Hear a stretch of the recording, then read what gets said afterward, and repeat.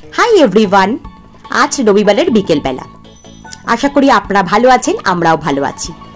আজকে একটু পুজোর কেনাকাটা করতে চলে এসেছি হাওড়া এসি মার্কেটের কাছে বাটার শোরুমে। বাটার জুতো আমাদের কাছে খুবই প্রিয়।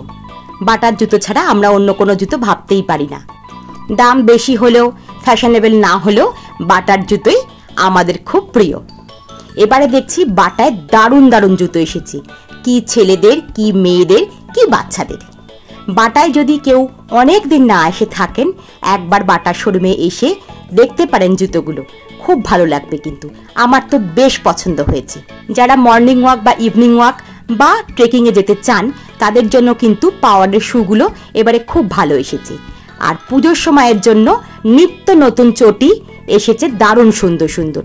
এখন কিন্তু রং বেরঙের এবং ফ্যাশনেবল জুতোও কিন্তু বাটায় পাওয়া যায়। আমি কিন্তু বাটার কোনো অ্যাডভার্টাইজমেন্ট করছি না, আমার ভালো লাগে বলেই বাটার জুতোগুলোর কথা বলছি। আর এবারে দেখলাম বাটায় দারুণ সুন্দর সুন্দর ব্যাগ এসেছে, খুব সুন্দর।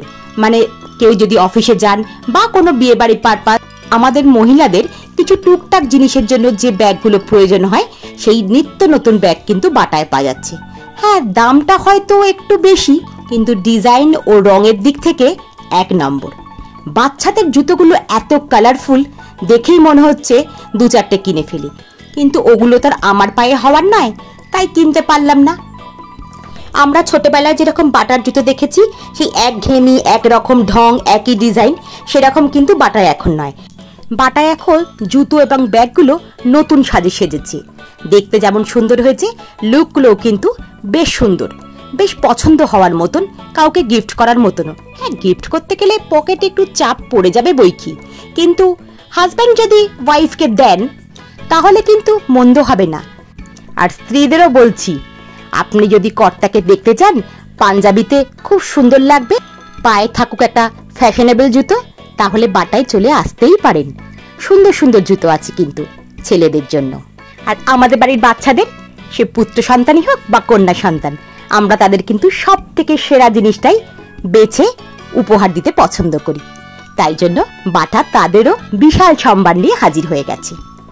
আমার এই ব্যাগটা যে এত পছন্দ হয়েছে কি বলবো, যা সুন্দর রংটা, যে কোনো শাড়ির সাথে কিন্তু বেশ চলে যাবে।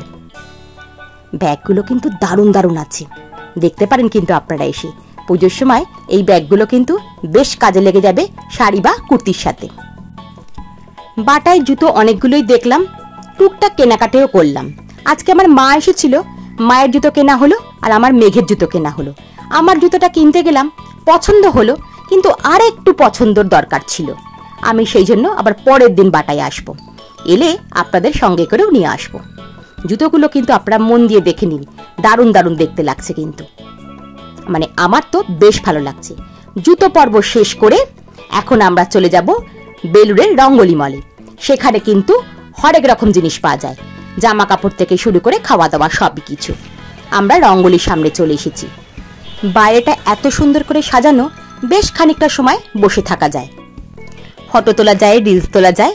সুন্দর জায়গাটা, বেশ মনোরম পরিবেশ, ভালোই লাগে বিকেল সন্ধ্যেবেলা করে আসতে।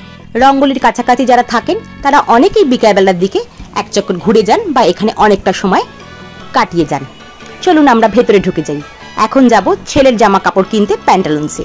প্যান্টালুন্সের গেঞ্জি টেঞ্জিগুলো খুব সুন্দর হয়, কিন্তু দামটা কিন্তু ভালোই হয়।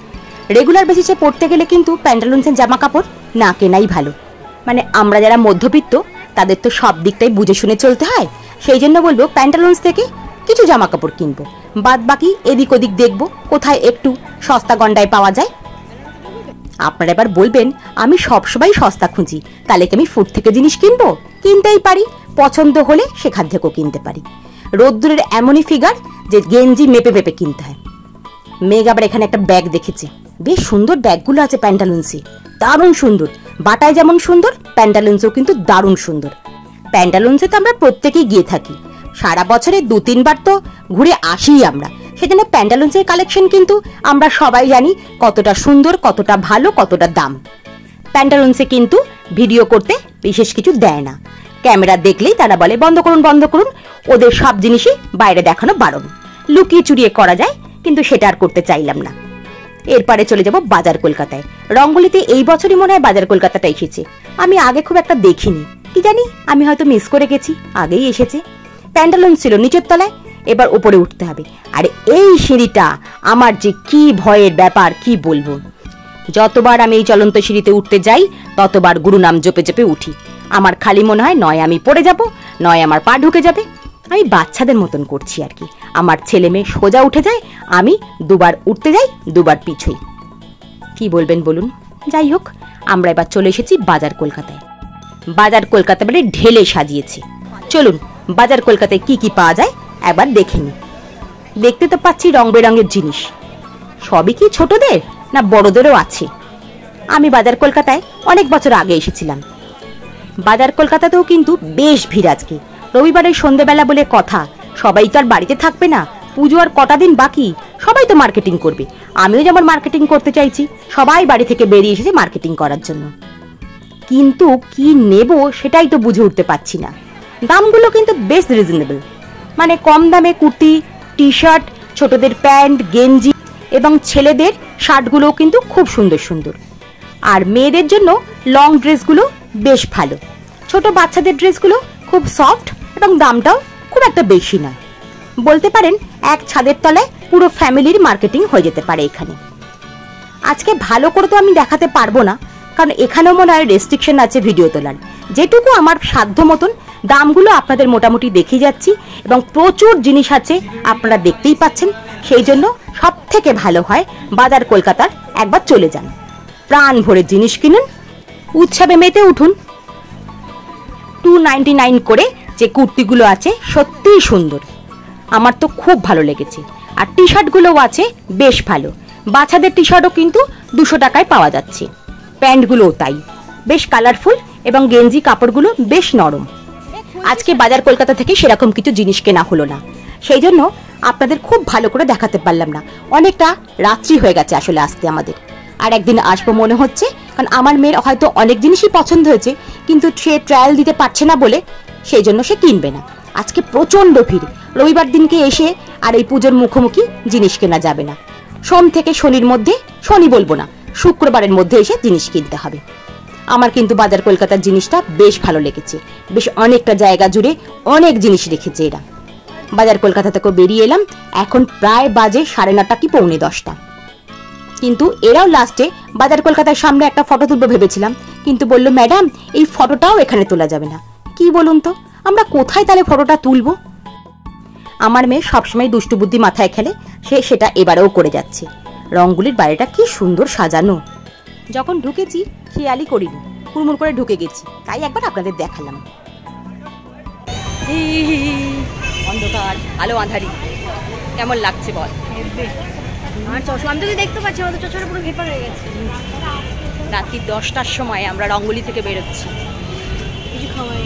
কিছু খাওয়াইনি, ভুকা আজকে বহুত কিপটে। আজকে শুকনো মুখে মার্কেটিং করেছি আমরা। চা খেয়েছি, চা। কি খেয়েছি? খাইয়েছি বল। চা খাইয়েছি, চা আর বিস্কুট খাইয়েছি। বলুন, পুজোর সময় কিনতে এসে বেশি খাওয়া যায়? কখনোই খাওয়া যায় না। বাড়ি গিয়ে রুটি খাওয়াবো। আজকের ভিডিওটা তাহলে এখানেই শেষ করছি। যদি ভিডিওটা ভালো লাগে থাকে একটা লাইক দেবেন। আপনি যদি আমার চ্যানেলে নতুন হন সাবস্ক্রাইব করতে ভুলবেন না। আমি খোসপাড়ি পরম্পরা চৈতালি আবার আসবো নতুন নতুন ভিডিও নিয়ে। আজকের ভিডিওটা এখানেই শেষ করছি। যদি ভিডিওটা ভালো লেগে থাকে একটা লাইক শেয়ার কমেন্ট করে দেবেন। আপনারা ভালো থাকবেন, সাবধানে থাকবেন। আজ তবে আসি, আবার আসবো নতুন করে ভিডিও নিয়ে।